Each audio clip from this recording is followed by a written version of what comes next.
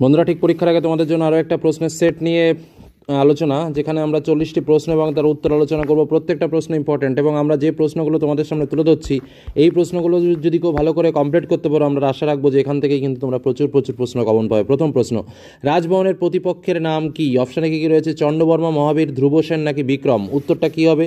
উত্তরটা হচ্ছে চন্ডবর্মা। আজকের এই আলোচনায় 40টা প্রশ্ন আমরা একদিক দিয়ে যেমন আলোচনা করব, ঠিক একই রকমভাবে প্রত্যেকটা প্রশ্ন বলার সঙ্গে সঙ্গে তোমরাও নিজেরা উত্তরটা করে নেবে যে কোনটা উত্তর, তারপরে আমার সঙ্গে মিলিয়ে নেবে এবং কটা প্রশ্ন হলো অবশ্যই কিন্তু কমেন্টে জানিও। দ্বিতীয় প্রশ্ন, অবন্তী সুন্দরী রাজভবনের প্রতি শ্রদ্ধা কীভাবে দেখান? অশ্রু বিসর্জন করে, প্রণাম করে, মৃদু হেসে নাকি গান গেয়ে? অবন্তী সুন্দরী রাজভবনের প্রতি শ্রদ্ধা কীভাবে দেখান? উত্তরটা কী হবে? উত্তরটা হচ্ছে মৃদু হেসে। পরবর্তী প্রশ্ন চলে আসি। স্বপ্নে অবন্তী সুন্দরী ও রাজভবন কি দেখেছিলেন? এক বৃদ্ধ রাজহংসকে, এক সাদা ঘোড়াকে, এক স্বর্ণময় রথকে, এক বিশাল সিংহকে? উত্তরটা কি হচ্ছে? উত্তরটা হচ্ছে এক বৃদ্ধ রাজহংসকে। পরবর্তী প্রশ্ন, অন্তঃপুরিকারা কি অবস্থায় ছিলেন? অন্তঃপুরিকারা কি অবস্থায় ছিলেন? সঙ্গীত পরিবেশন করছিলেন, ভূমিতে লুণ্ঠিতা হয়ে কাঁদছিলেন, প্রাসাদ রক্ষা করছিলেন নাকি রাজকন্যার সেবায় ব্যস্ত ছিলেন? উত্তরটা কী হবে? ভূমিতে লুণ্ঠিতা হয়ে কাঁদছিলেন।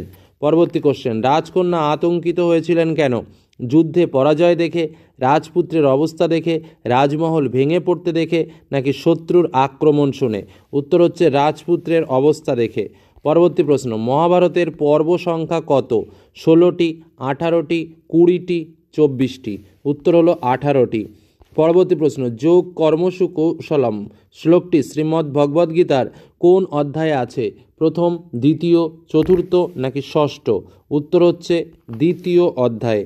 পরবর্তী প্রশ্ন, যোগ কর্মসু কৌশলম শ্লোকটির সংখ্যা কত? 40তম, 45তম, 50তম নাকি 60তম? উত্তর হচ্ছে 50তম। পরবর্তী প্রশ্ন, নিষ্কাম কর্ম বলতে কি বোঝায়? ইচ্ছাহীন কর্ম, অলস কর্ম, ফল লিপ্সাহীন কর্তব্য কর্ম নাকি অনিয়মিত কর্ম? উত্তর হচ্ছে ফল লিপ্সাহীন কর্তব্য কর্ম। পরবর্তী প্রশ্ন, কোন পুরাণকে বিশ্বকোষ বলা হয়? বিষ্ণু পুরাণ, অগ্নিপুরাণ, ভাগবত পুরাণ নাকি পদ্মপুরাণ? উত্তর হচ্ছে অগ্নিপুরাণ। পরবর্তী প্রশ্ন, পদ্মপুরাণে কটি খণ্ড পাওয়া যায়? 7টি, 8টি, 9টি, 10টি? উত্তর হচ্ছে 9টি। পরবর্তী প্রশ্ন, মৌর্য বংশের ইতিহাস কোন পুরাণ থেকে পায়? অগ্নিপুরাণ, স্কন্দপুরাণ, বিষ্ণু পুরাণ, ভাগবত পুরাণ? উত্তর হচ্ছে বিষ্ণু পুরাণ। পরবর্তী প্রশ্ন, ভাস অন্য কী নামে পরিচিত? কালিদাস, জলনমিত্র, বাণভট্ট নাকি শূদ্রক? উত্তর হচ্ছে জলনমিত্র। পরবর্তী প্রশ্ন, ভাসকে জলনমিত্র কে বলেছেন? কালিদাস, বাণভট্ট, বাসপতিরাজ নাকি দণ্ডী? উত্তর হচ্ছে বাসপতিরাজ। পরবর্তী প্রশ্ন, টি গণপতি শাস্ত্রী ভাসের কতগুলো নাটক আবিষ্কার করেন? 10টি, 11টি, 12টি নাকি 13টি? উত্তর হলো 13টি। পরবর্তী প্রশ্ন, মালবিকাগ্নিমিত্রম নাটকটি কয় অঙ্কের? 3, 4, 5 নাকি 7?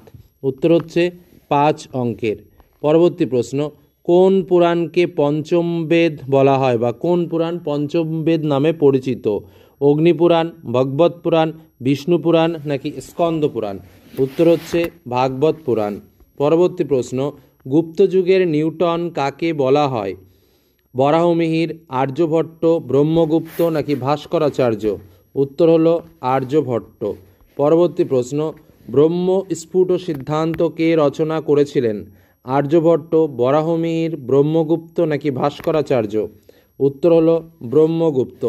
পরবর্তী প্রশ্ন, ব্রহ্মগুপ্ত জন্মগ্রহণ করেন 598 খ্রিস্টাব্দে, 600 খ্রিস্টাব্দে, 628 খ্রিস্টাব্দে নাকি 700 খ্রিস্টাব্দে? ব্রহ্মগুপ্ত জন্মগ্রহণ করেন 598 খ্রিস্টাব্দে।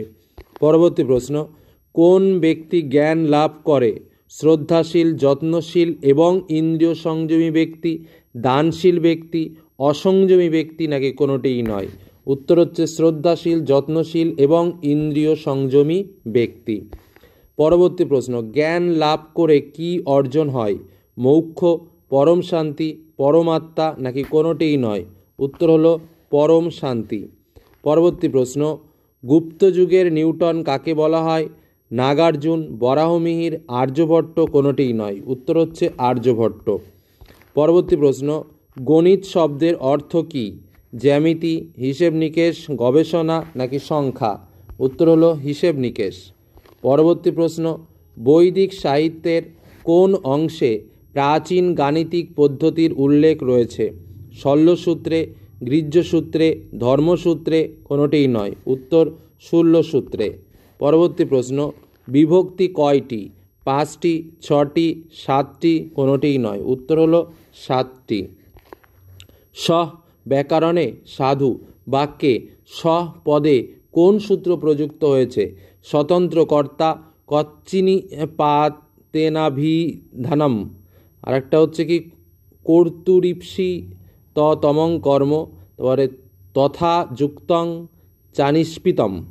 তো শটা কি? শটার উত্তর হচ্ছে স্বতন্ত্র কর্তা। পরবর্তী প্রশ্ন চলে আসি, সুখেন নৃত্যাদি বালিকা বাক্যে সুখেন পদটি কি? করণে তৃতীয়া, অপবর্গে তৃতীয়া, হেতু অর্থে তৃতীয়া, তা দিভ্যত তৃতীয়া। উত্তরটা হচ্ছে এটা প্রকৃতাদিভ্যত তৃতীয়া। পরবর্তী প্রশ্ন, ব্যাসবাক্যের প্রত্যেক পদকে কি বলা হয়? সমস্যমান পদ, সমস্ত পদ, ব্যাসবাক্য কোনোটিই নয়। উত্তর হলো সমস্যমান পদ। পরবর্তী প্রশ্ন, পাণিনির মতে সমাস কত প্রকার? 4 প্রকার, 5 প্রকার, 6 প্রকার কোনোটিই নয়।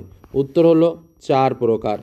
পরবর্তী প্রশ্ন, পূর্বপদের অর্থ প্রাধান্য পায় কোন সমাসে? অব্যয়ভাব, তৎপুরুষ, দ্বন্দ্ব নাকি কোনোটিই নয়? উত্তর হলো অব্যয়ভাব সমাসে। পরবর্তী প্রশ্ন, ভিক্ষায়া অভাব এই সমাসবদ্ধ পদটি অব্যয়ভাব সমাস, তৎপুরুষ সমাস, দ্বন্দ্ব সমাস কোনোটিই নয়। উত্তর হলো অব্যয়ভাব সমাস।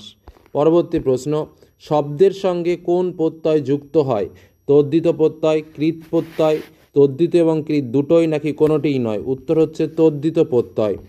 পরবর্তী প্রশ্ন, 2-এর মধ্যে 1-এর উৎকর্ষ বোঝালে হয় ইয়সুন, ইষ্টন, তমপ নাকি ইমচিন? উত্তর হচ্ছে ইয়সুন।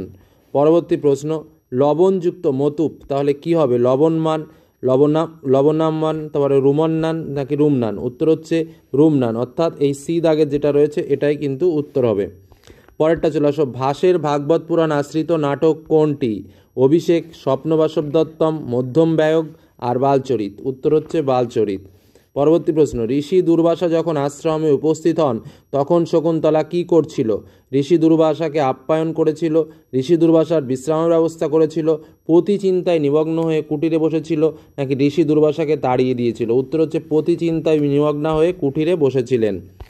পরবর্তী প্রশ্ন, দুর্বাসা শকুন্তলাকে অভিশাপ দেওয়ায় বৃত্তান্তটি কে প্রথম জেনেছিল? অনুসূয়া, প্রিয়ংবদা, রাজা দুষ্যন্ত, পিতা কর্ণ? উত্তর হচ্ছে প্রিয়ংবদা।